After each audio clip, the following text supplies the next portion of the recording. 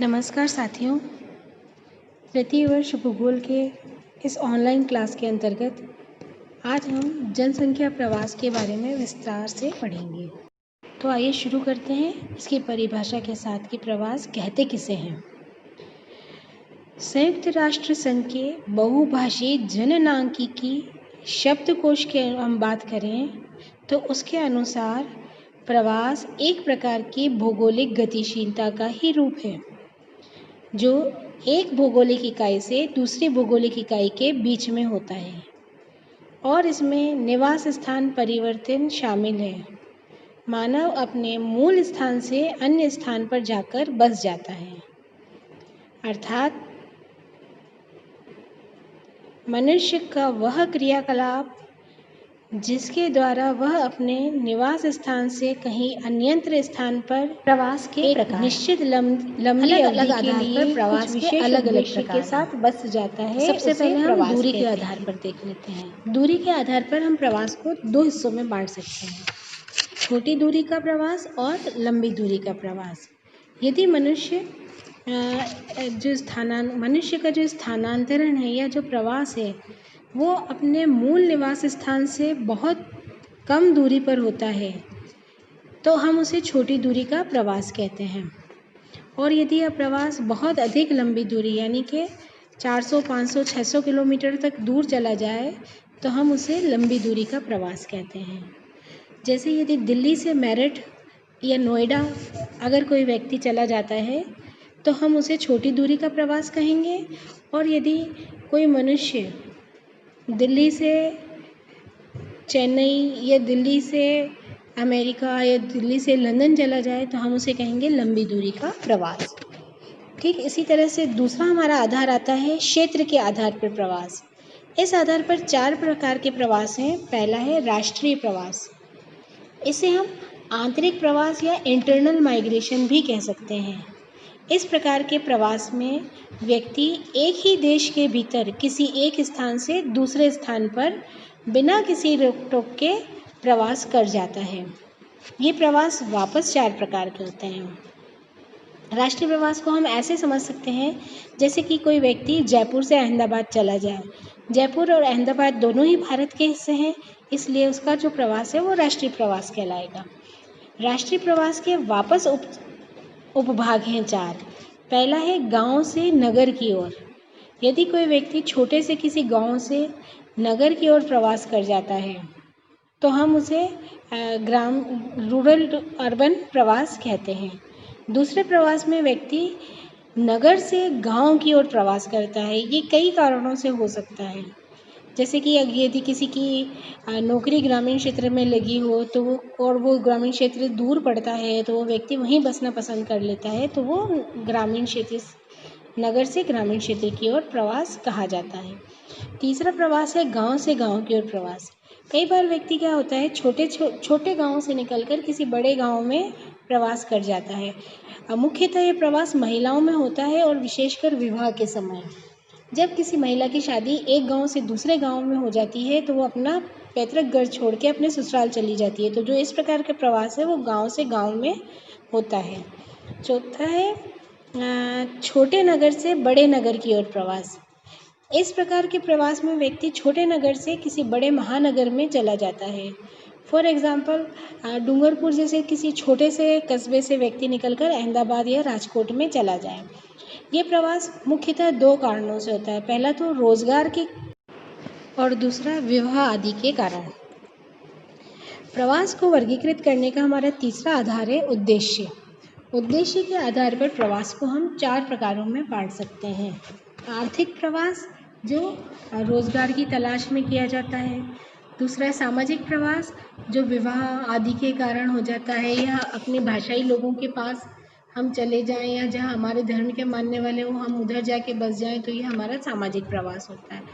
तीसरा है धार्मिक प्रवास, एक ही धर्म के लोग जहाँ रहते हो हम वहाँ चले जाएं तो हम उसे धार्मिक प्रवास कहते हैं। और चौथा है राजनीतिक प्रवास। तो राजनीतिक कारणों से जैसे कि शरणार्थी वगैरह तो वो होते हैं राजनीतिक प्रवास। अब इनमें भी 2 तरह की प्रवास होती हैं। अगर आप एक राष्ट्र से दूसरे राष्ट्र में जा रहे हैं, एक राष्ट्र से दूसरे राष्ट्र में जो जाता है व्यक्ति, उसे हम इमिग्रेंट कहते हैं। परंतु अगर कोई दूसरे राष्ट्र से पहले वाले राष्ट्र में आता है तो वो एमिग्रेंट कहलाता है। जाने वाला इमिग्रेंट और आने वाला एमिग्रेंट, ये ध्यान रखिएगा।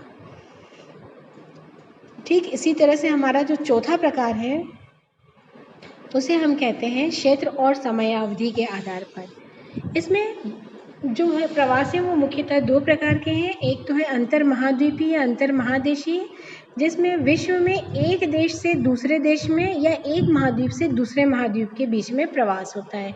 जैसे कि कोई एशिया का व्यक्ति अमेरिका चला जाए या अमेरिका का व्यक्ति यूरोप में आकर बस जाए तो वो अंतर महाद्वीपीय प्रवास कहलाता है। दूसरा है आंतरिक प्रवास। आंतरिक प्रवास पुनः 4 प्रकार का होता है। पहला है अंतर प्रदेशीय। जब व्यक्ति किसी एक ही देश के एक भाग से दूसरे भाग में जाता है तो हम उसे अंतर प्रदेशीय प्रवास कहते हैं। मौसमी प्रवास। जब प्रवास किसी समय विशेष पर होता है तो हम उसे मौसमी प्रवास कहते हैं। जैसे कई आदिवासी जातियां जो हैं शीतकाल में निचले पहाड़ी भागों में आ जाती है और ग्रीष्म ऋतु शुरू होते ही पहाड़ों के ऊंचे वाले भागों में चली जाती हैं। ग्रामीण और नगरीय प्रवास। इस प्रकार के प्रवास में अधिकांश लोग रोजगार की तलाश में एक जगह से दूसरी जगह जाते हैं। और चौथा है हमारा कार्य यात्रा प्रवास। जब एक स्थान के लोग काम करने के लिए किसी दूसरी जगह रोज आते जाते हैं तो हम उसे कम्यूटर या कार्य यात्रा प्रवास कहते हैं। ये वैसे ये प्रवास के अंतर्गत काउंट नहीं होता है। आइए अब देखते हैं कि ऐसे क्या क्या कारक है जिसके कारण कोई मनुष्य किसी एक क्षेत्र में जाने के लिए लालायित होता है और किसी एक क्षेत्र विशेष को छोड़ देने के लिए मजबूर हो जाता है। तो प्रवास को जो ये प्रभावित करते हैं कारक कि एक जगह जाकर बसना और दूसरी जगह को छोड़ देना, ये कहलाते हैं हमारे आकर्षक और प्रतिकर्षक कारक, यानी कि push factor and pull factor. अगर कोई जगह या कोई स्थान पर व्यक्ति जाकर बसना पसंद करता है तो हम उसे वो जो जगह है वो उन लोगों को अपनी ओर खींचती है। तो जिस वजह से वो दूसरी जगह जा रहा है हम उसे कहते हैं पुल फैक्टर। परंतु हम पहले से ही जहाँ रह रहे हैं और उस जगह को छोड़ने के लिए मजबूर हो रहे हैं, तो वो कौन कौन सी मजबूरियां हैं जो हमें उस जगह से छोड़ने के लिए मजबूर कर रही हैं। तो वो जो मजबूरियां हैं हम उसे कहते हैं पुश फैक्टर। वो हमें अपनी स्थान से हटाने की कोशिश कर रही हैं, पुश, तो वो होती है पुश फैक्टर। तो आइए हम डिटेल में देखते हैं कि ये क्या क्या कारक हैं। जो आकर्षक कारक हैं यानी कि पुल फैक्टर, कि जहाँ इंसान जाकर बसना पसंद करता है, उनमें क्या क्या होते हैं। सबसे पहला तो है आर्थिक प्रगति के अगर अवसर हों, वहाँ पर आप ज़्यादा धन कमा सकते हैं तो आप उस जगह जाकर बसना पसंद करेंगे। दूसरा, अगर वहाँ पे आपको अच्छी नौकरी मिलती है, अच्छे रोज़गार के अवसर हैं तो आप जाएंगे। उच्च शिक्षा या अच्छी शिक्षा के लिए भी व्यक्ति प्रवास कर जाता है। यदि किसी स्थान पर सुरक्षा और न्याय व्यवस्था पुख्ता है, अच्छी है, तो भी हम उस ओर जाकर रहना पसंद करते हैं।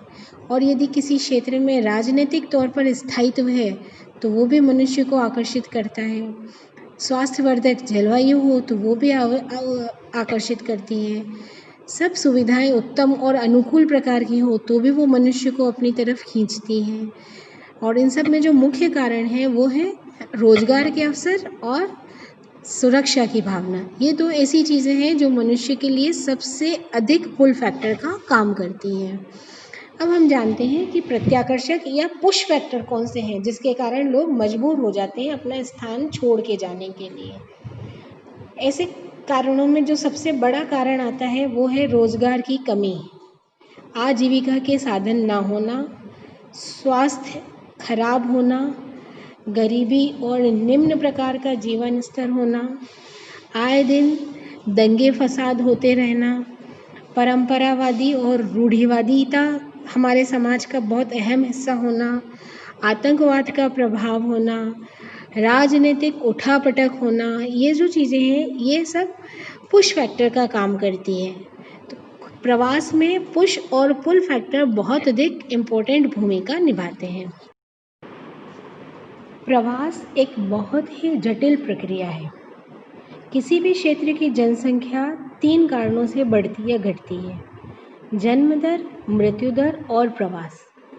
इनमें से जो जन्म दर और मृत्यु दर है वो तो जैविक है, उसे हम रोक सकते हैं, अनुमान लगा सकते हैं। लेकिन प्रवास एक ऐसा कारक है जो अनप्रेडिक्टेबल है, हम पता ही नहीं लगा सकते कि ये कब होगा, कितना होगा।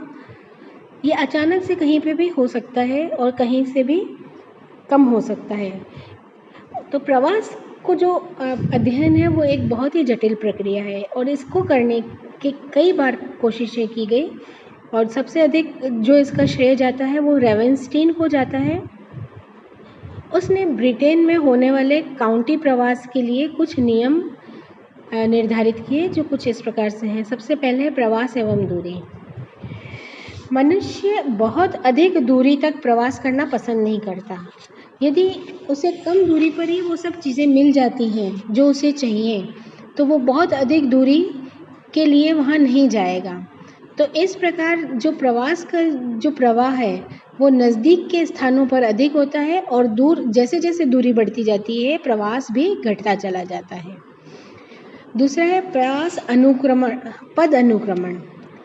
जब बड़ा नगर प्रवास के कारण भरने लगता है तो आसपास के क्षेत्रों में प्रवास से रिक्त हुई जो क्षति है, खाली हो गए हैं जो आसपास के क्षेत्र, वहाँ पर दूर के लोग आकर बसना शुरू हो जाते हैं।